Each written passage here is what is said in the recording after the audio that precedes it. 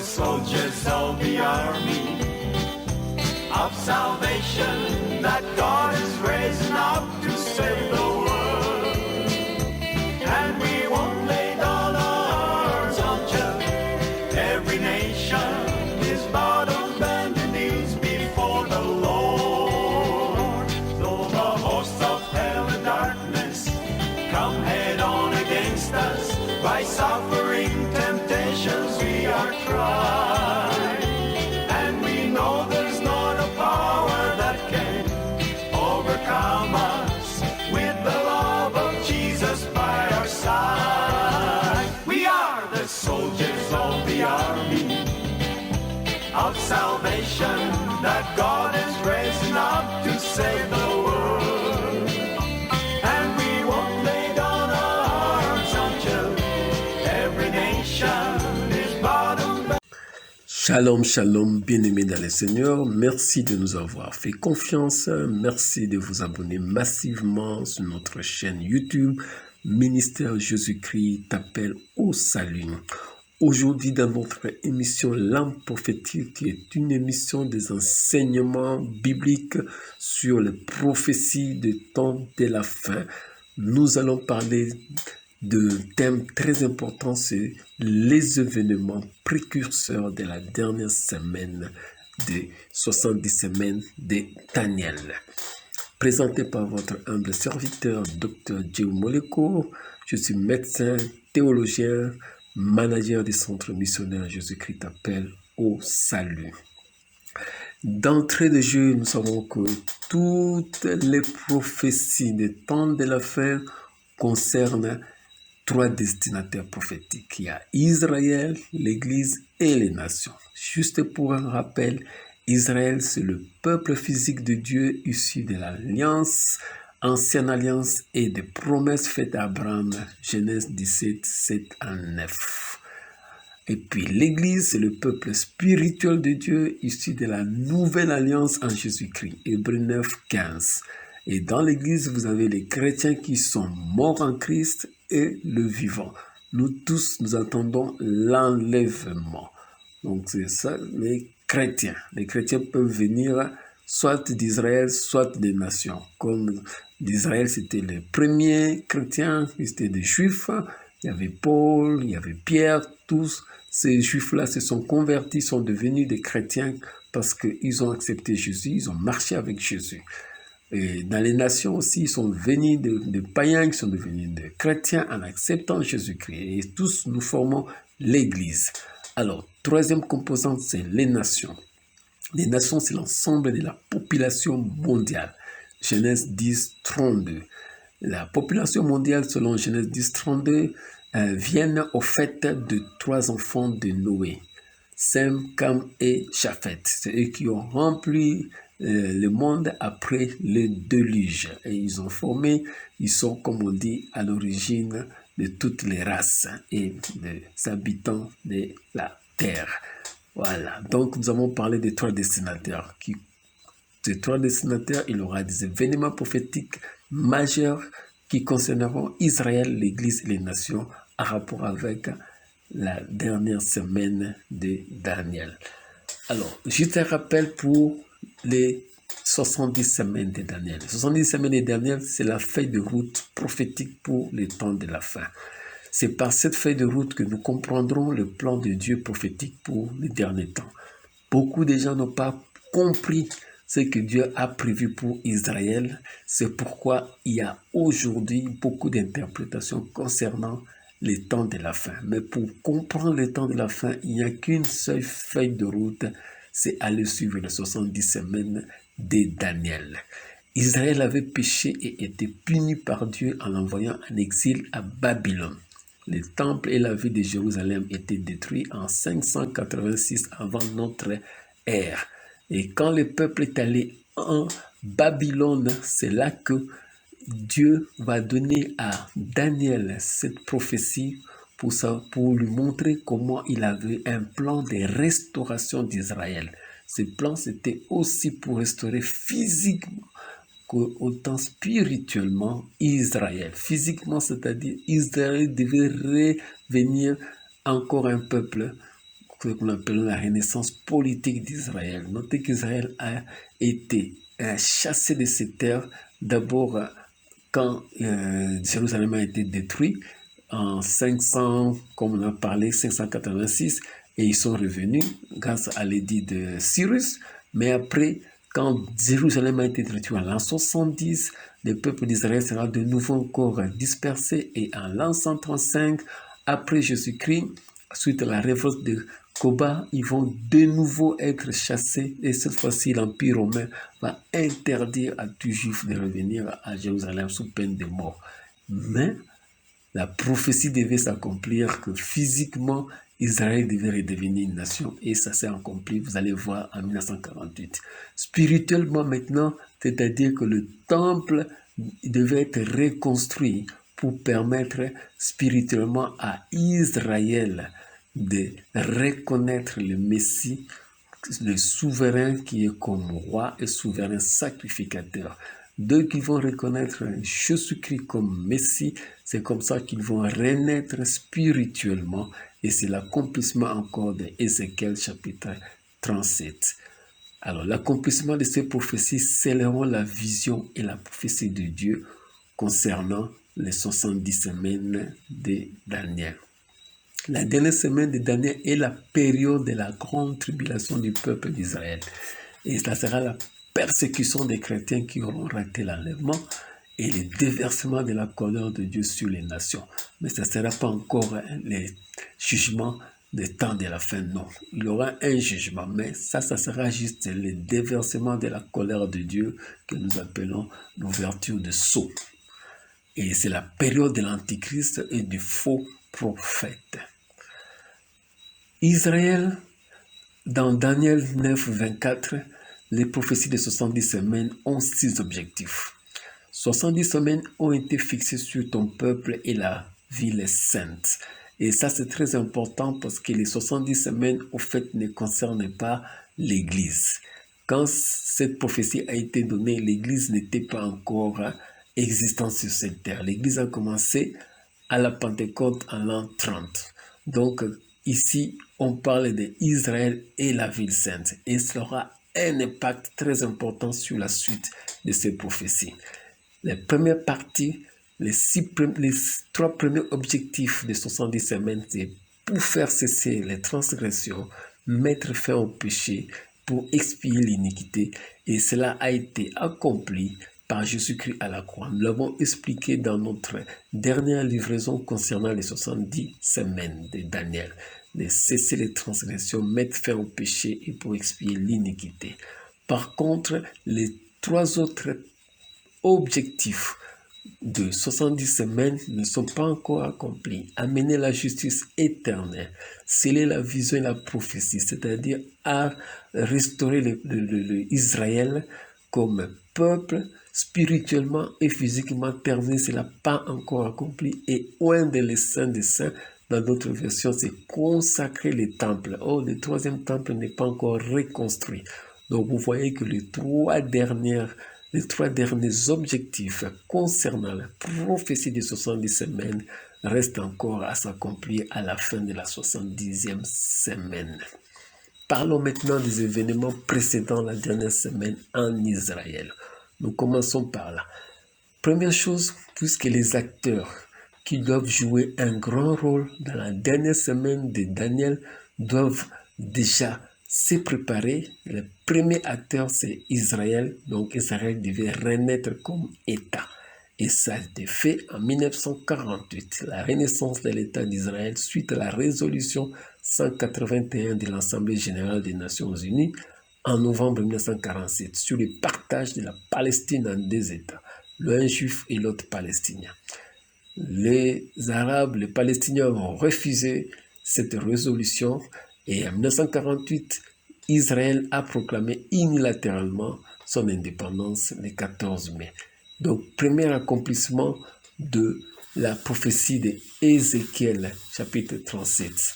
Et puis, l'accomplissement de Jérémie 32, 37, où l'Éternel dit qu'il ramènera de loin, du nord, du sud, de l'extrémité, son peuple vers son lieu. Ésaïe 66, 8 dit encore, la restauration physique d'Israël, ça s'est accompli. Et Zacharie 12:1 le dit encore concernant Israël. Et enfin, Matthieu 24:32 dit encore que le peuple d'Israël retournera. Alors nous voyons c'est accompli toutes ces prophéties concernant le retour physique des enfants d'Israël en Israël.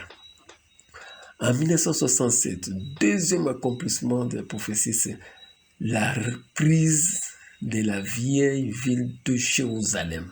À la suite de la guerre des 6 jours, Jérusalem-Est, la vieille ville sera prise et réunifiée. Pour la première fois en 19 ans, la vieille ville fut ouverte aux croyants de toutes les confessions et les Juifs purent accéder à leur site sacré. Jérusalem devient un enjeu international. Zacharie 12:1.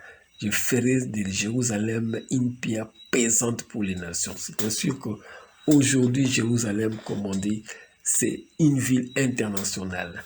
Et tous les enjeux, toutes les 3 religions monothéistes, c'est-à-dire les chrétiens, les juifs et l'islam, tous se réclament de Jérusalem. Et puis, politiquement parlant, Jérusalem, tout le monde, je pense que ce soit les juifs, que ce soit d'autres nations, surtout les arabes, veulent avoir cette ville seule. On ne veut pas la partager avec d'autres peuples. Et c'est un enjeu très important qui est à la base des conflits israélo-arabes.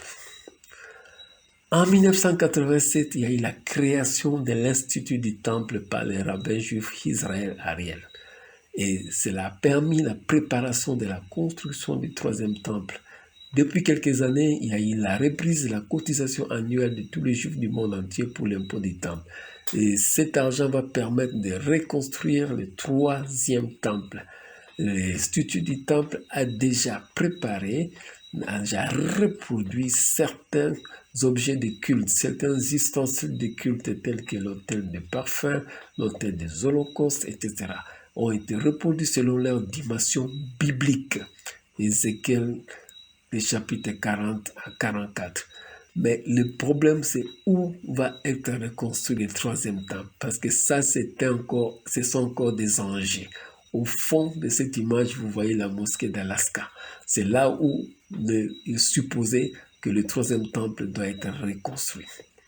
Ici, vous voyez la formation des Lévites et les autres, les Kohanim, les prêtres, qui se préparent pour reprendre le service dans le 3e temple. Ils sont formés, ils ont été recrutés parmi les familles des Lévites et sont là maintenant en formation et en préparation en vue. Quand le 3e temple sera reconstruit, ils vont commencer déjà le service.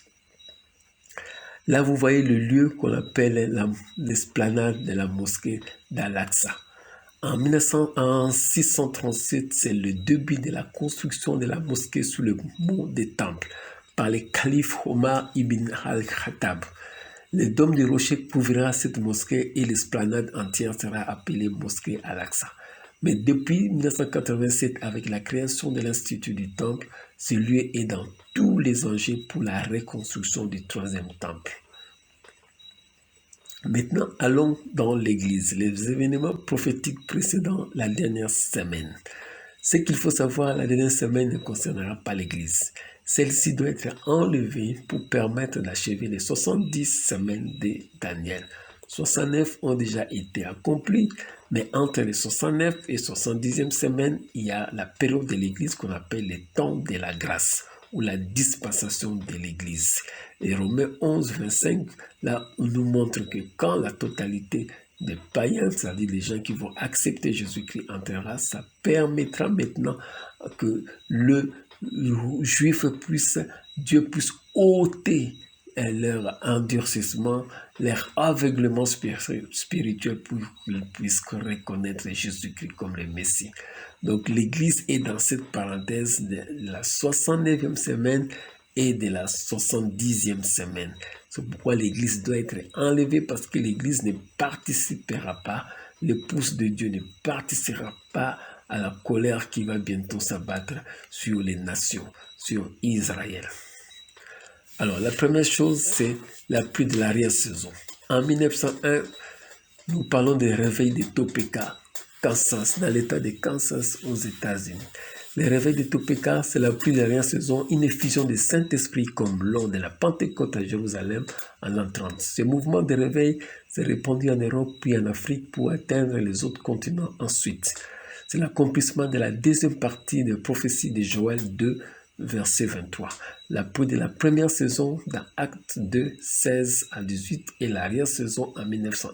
Pour la première fois depuis le premier siècle, un vent de fusion du Saint-Esprit s'est répandu sur les chrétiens de Topeka et ils parlèrent tous en langue. Et ce mouvement de néo-pentecôtisme va atteindre progressivement les autres églises chrétiennes du monde entier. Et c'est un signe, la pluie de l'arrière-saison, comme la Bible dit, avant le jour du Seigneur. Deuxième événement important dans l'Église, c'est les campagnes d'évangélisation. Les campagnes d'évangélisation sont organisées partout dans le monde depuis les réveils là de Topeka. Matthieu 24, 14. Cette bonne nouvelle du royaume sera prêchée dans le monde entier pour servir de témoignage à toutes les nations. Alors viendra la fin des temps de l'Église. Il y a des campagnes qui sont organisées partout, parce que les gens sont baptisés du Saint-Esprit. Il y a une effusion du Saint-Esprit, il y a un mouvement spirituel. Il y a aujourd'hui, même dans les pays arabes musulmans, il y a des musulmans qui sont en train d'accepter Jésus-Christ comme Seigneur Sauveur. C'est un signe très important, précurseur des événements, précurseurs de la dernière semaine de Daniel.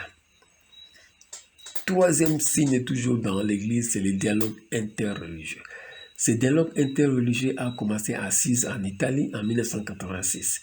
130 responsables religieux du monde entier, les catholiques, les protestants, les hindouistes, les musulmans, les vaudouistes, les bouddhistes, etc., sous la direction du pape Jean-Paul II. Que s'est-il passé?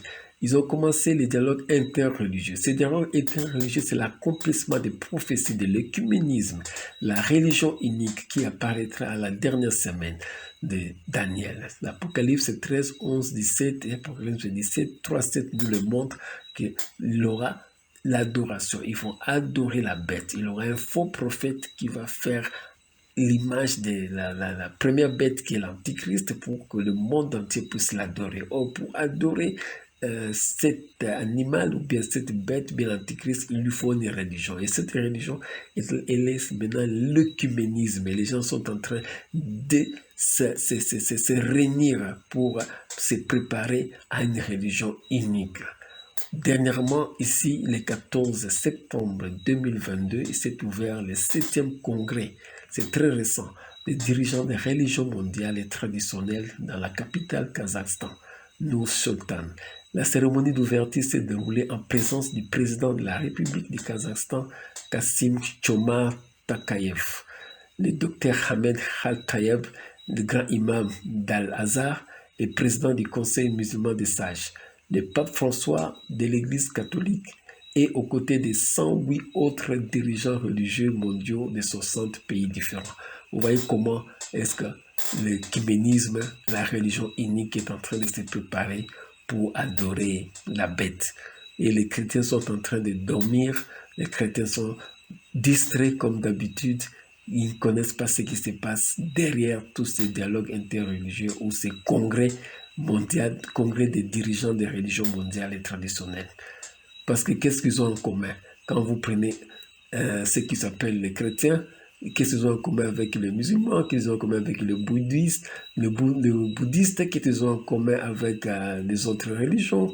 Il n'y a pas. Mais pourquoi est-ce qu'ils sont ensemble? C'est-à-dire qu'il y a une idée derrière, c'est-à-dire se préparer à une religion unique.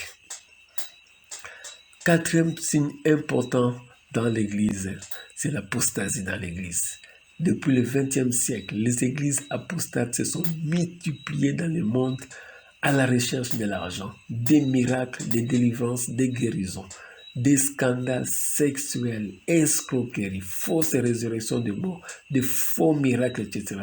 Et c'est la manipulation des foules par la séduction religieuse. Il y a une telle séduction religieuse dans l'Église, autant il y a une campagne d'évangélisation pour amener des gens à Jésus-Christ, autant il y a la séduction religieuse dans les églises où aujourd'hui c'est le matérialisme, c'est le faux évangile, c'est l'évangile du social qui amène beaucoup de gens aussi dans l'église parce que les gens sont en train de souffrir, les gens vont chercher l'argent, des miracles, des délivrances, des guérisons. Ici dans l'image, vous voyez les gens acceptent d'être fouettés par leurs pasteurs, tout ça pour chercher la délivrance, la guérison, des miracles. Ils sont fouettés. Et ça, c'est quel évangile où il faut être fouetté? Toujours l'apostasie dans l'église, vous voyez le faux évangile, les faux prophètes, la séduction religieuse, les cultes de vaudors modernes, le christianisme sans Christ. Un christianisme sans Christ, c'est-à-dire un christianisme où il n'y a plus la parole de Dieu. C'est devenu une religion païenne. Quand il n'y a plus la parole de Dieu, quand il n'y a plus de révélation, la Bible dit le peuple est sans fin. Et comme le peuple est sans fin, voilà maintenant un pasteur qui dit qu'il ne peut pas toucher le sol. Ses fidèles sont venus maintenant devant lui, devant ses pieds, et il marche sur ses fidèles parce qu'il est devenu très saint, il ne peut pas toucher le sol. Il marche sur ses fidèles, ou bien d'autres viennent faire comme il est un anon, une vache, ou bien un âne, alors il monte sur les fidèles. Voilà comment l'Église est devenue aujourd'hui. Donc, c'est l'accomplissement, ce qu'on appelle l'apostasie en rapport avec les temps de la fin, de la dispensation de l'Église qui est définie par rapport à Israël. Tous les repères, c'est par rapport à Israël. Comme depuis que l'Israël est redevenu nation, redevenu un État, dans l'Église, les choses s'accélèrent. Lisez 2 Thessaloniciens, chapitre 2, 3, Matthieu 24, 4, 5, 11, Luc 17, 26, 30 et Luc 21, 30. C'est l'accomplissement des faux évangiles, des faux prophètes, de la séduction religieuse dans l'Église. Allons maintenant dans les nations. Quels sont les événements prophétiques précédant la dernière semaine? Première chose, c'est le traité de Maastricht. Le traité de Maastricht en 1992, c'est l'institution de l'Union européenne, la renaissance politique de la 4e bête de Daniel. Nous avons parlé de ça dans nos anciennes livraisons concernant la 4e bête de Daniel. C'est l'ancien empire romain sous une forme moderne. Et un dirigeant mondial sortira de cette Union européenne pour accomplir les prophéties concernant l'Antichrist. Apocalypse 13, verset 3, Apocalypse 17, verset 13 et 17. Et c'est en 1992 qu'a été signé le traité de Maastricht. L'Europe s'est réunie. Et l'Europe, quand il s'est réunie, c'est la renaissance politique de la 4e bête de Daniel. Parce que la 4e bête de Daniel, qui était l'Empire romain, avait les mêmes, au fait, espaces en Europe. Remarquez la tour de Babel. Ici, c'est l'Union européenne. Quelle est la devise de l'Union européenne? C'est « unis dans la diversité ». En latin, « in varietate concorda ». La devise de l'Union européenne a été utilisée pour la première fois en l'an 2000. La forme de la tour de Babel inachevée du Parlement de Strasbourg, bâtiment Louis Weiss. C'est la Genèse, c'est le livre de Genèse 11, 4 à 9 qui montre quand la tour de Babel a été construite, comment Dieu a dispersé les peuples en confondant leurs langues. Il a donné des langues diverses. Mais ils se sont dit, ils vont se réunir encore. Or, quand ils se réunissent, ils ont fait une tour inachevée. Alors que, quand vous voyez, au fait, c'est un bâtiment achevé, mais ils ont préféré garder cette image de la tour inachevée pour montrer à Dieu qu'ils se sont réunis encore. Donc, ils sont devenus un. Et la tour de Babel avait comme rôle d'atteindre le ciel. Et aussi, ils ont comme rôle, au fait, d'atteindre cette divinité qui sera l'Antichrist. Donc, ils font un nouveau défi à Dieu. Apocalypse 13, 7 dit « Et il lui fut donné autorité sur toute tribu, tout peuple, toute langue et toute nation. » C'est cet Antichrist qui viendra réunir toute l'Europe. Sachez que les grands dirigeants européens ont tenté de réunir l'Europe, ils ont toujours échoué. Napoléon a échoué. Charles Quint a échoué de réunir toute l'Europe. Mais comment se fait-il que ici, en 1992, l'Europe s'est réunie sans qu'il y ait une guerre, sans qu'il y ait quelqu'un qui les a poussés? Donc c'est une puissance démoniaque qui a permis que l'Union européenne puisse naître. Alors, il y a le traité de Lisbonne. Le traité de Lisbonne a été signé en 2007. Il accorde une grande importance à la culture. Ainsi, le traité sur l'Union européenne évoque-t-il explicitement dès son préambule des principes consistant à s'inspirer des héritages culturels, religieux et humanistes de l'Europe. Elle respecte la richesse de la diversité culturelle et linguistique et veille à la sauvegarde et au développement du patrimoine culturel européen. Chaque animal dans cette bête de l'Apocalypse 13 est un héritage culturel, politique et religieux des Babyloniens qui est le lion, Médo-Perse qui est l'ours, des Grecs qui est le léopard et la Rome antique qui est au fait cette quatrième bête qui va renaître. Oh, vous voyez l'Apocalypse 13 dit qu'il aura cette tête-là. La bête a 7 têtes. Donc chaque tête représente toutes les caractéristiques politiques, religieux, culturel des anciens empires. Et c'est le traité de Lisbonne qui est venu le dire. Lisez, chers chrétiens. S'il vous plaît, lisez, c'est très important. Le monde, tout se prépare. Et l'Union européenne se prépare à un prochain élargissement. En 2022, 27 pays de l'Union européenne, et là, depuis le 23 juin 2022, et la reconnaissance de l'Ukraine et de la Moldavie comme candidats, 7 candidats officiels à l'élargissement sont reconnus. La Turquie, la Macédoine du Nord, le Monténégro, la Serbie, l'Albanie, l'Ukraine et la Moldavie. Au fait, quand tous ces pays vont revenir, ça sera exactement l'Empire romain. Donc prêt pour ce qui concerne l'Europe. Sauf probablement l'Afrique du Nord qui ne sont pas encore dans l'Union européenne. Mais vous voyez déjà quand ces pays qu'on appelle les candidats ici à l'Union européenne, puisqu'ils ont déjà formé cet empire qui renaît de ses cendres, prêt à s'élargir. Donc maintenant, les choses sont en train de se passer très vite. Alors, 5e point toujours dans les nations, c'est la pandémie de Covid-19. Pourquoi nous avons mis la pandémie de Covid-19? Certains diront, est-ce que c'est vraiment prophétique? Écoutez bien. En 1919, la pandémie de coronavirus 19 a permis aux dirigeants du monde de tester le contrôle de la population par le pass sanitaire. Et le pass sanitaire, c'est-à-dire qu'il fallait être vacciné. Quand tu es vacciné, on te donne un code QR. Et l'Antichrist contrôlera le monde grâce à la marque de la bête. Apocalypse 13, 17. Il aura une marque de la bête. Donc ça, Dieu nous a voulu faire voir pour la première fois. On a contrôlé la population du monde entier. La Chine, avec ses 1,4 milliards d'habitants, ils ont pu contrôler grâce à cette histoire de code QR. Alors, pourquoi pas l'Antichrist qui viendra avec la marque de la bête qui est spirituelle pour contrôler le monde entier? Parce que la Bible dit, il fit que petits et grands, tous, pour vendre, pour acheter, il faut avoir une marque de la bête. Et ce que nous appelons test grandeur nature, c'était les passes sanitaires. Mais c'est passé comme ça, les gens n'ont pas compris.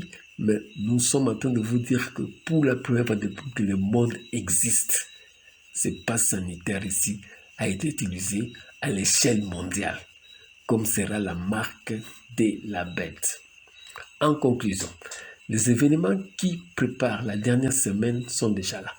Tous les événements sont déjà là. Ils sont manifestés dans les 3 composantes prophétiques. En Israël, c'est la reconnaissance de l'État juif. On ne peut pas parler de la dernière semaine de Daniel s'il n'y a pas l'État juif. Or, l'État juif est rené en 1948. L'Église, on ne peut pas parler de la séduction, on ne peut pas parler du retour de Jésus-Christ, comme la Bible dit, avant l'enlèvement, il faut qu'il y ait la séduction religieuse. Or, il y a déjà séduction religieuse et l'apostasie. L'apostasie, c'est l'abandon de la foi. Les gens, au lieu de prier aujourd'hui Jésus-Christ, les gens sont en train de prier autres dieux, autres idoles, qu'ils ont juste mis le nom de Jésus-Christ. Et les églises aujourd'hui, surtout les églises chrétiennes, sont devenues des religions qu'on appelle les religions païennes parce qu'ils ont enlevé la parole de Dieu. la parole de Dieu est remplacée par des philosophies, sont remplacées par des psychologies de motivation. Ces psychologies ont ajouté des versets bibliques et ça ne transforme pas l'homme. Et aujourd'hui, la délivrance est remplacée par l'exorcisme, c'est-à-dire les gens viennent dans les églises pour être délivrés alors qu'ils sont des païens. Or, la délivrance concerne les chrétiens nés de nouveau. Mais les gens viennent, on délivre-nous parce qu'ils ont des problèmes, des grands problèmes, mais ils sont toujours païens. Ça, c'est l'exorcisme. Et c'est la vitrine de l'Apocalypse 13, 11, 17. Et enfin, les nations, l'Union européenne, vitrine de la bête de l'Apocalypse 13, 11. Les chrétiens nés de nouveau et qui se sanctifient dans la parole de Dieu, Jean 17, 17, attendent l'enlèvement de l'Église, l'épouse de Jésus-Christ. Nous sommes prêts pour l'enlèvement. Donc, il n'y a plus d'autres signes. Tous les signes sont déjà accomplis. Matthieu 24, 1 à 13, les vierges sages et folles. Les sages seront enlevés et les folles resteront pour vivre les terribles, la dernière période, la dernière semaine de Daniel qui sera terrible. 1 Thessaloniciens 5, 9, car Dieu ne nous a pas destinés à la colère, mais à l'acquisition du salut par notre Seigneur Jésus-Christ. Ainsi dit la Bible. Pour l'Église, Dieu ne nous a pas destiné à la colère, mais à l'acquisition du salut par notre Seigneur Jésus-Christ. Donc, chrétien, sois vierge sage. Si tu rates l'enlèvement, tu vas vivre les colères de Dieu. 1 Thessaloniciens 4, 17 dit enlèvement de l'Église, corps de Christ qui est pour bientôt. Il y a beaucoup de théories, beaucoup d'enseignements qui aujourd'hui disent que Christ ne viendra plus. Et dans 2 Thessaloniciens 2, 22 disent que Christ est déjà là, Christ est déjà retourné. C'est pourquoi la Bible dit qu'il y a des gens qui pensent que le jour du Seigneur serait déjà là. Ça, c'est un signe qui montre encore que nous sommes déjà dans l'apostasie. Il y a des églises qui disent que Jésus-Christ ne reviendra plus, il est déjà venu, il était venu dans un prophète, donc c'est fini, il faut ne plus penser à ça. Il y a même des églises qui disent que le Christ ne viendra jamais. Donc vous comprenez que tout cela pour distraire les chrétiens de ne pas se préparer à l'enlèvement. Merci beaucoup pour votre attention. Nous sommes prêts à recevoir toutes vos questions. Veuillez nous contacter par ce numéro WhatsApp 243 plus 243 82 48 51 159 plus 243 90 11 80 162.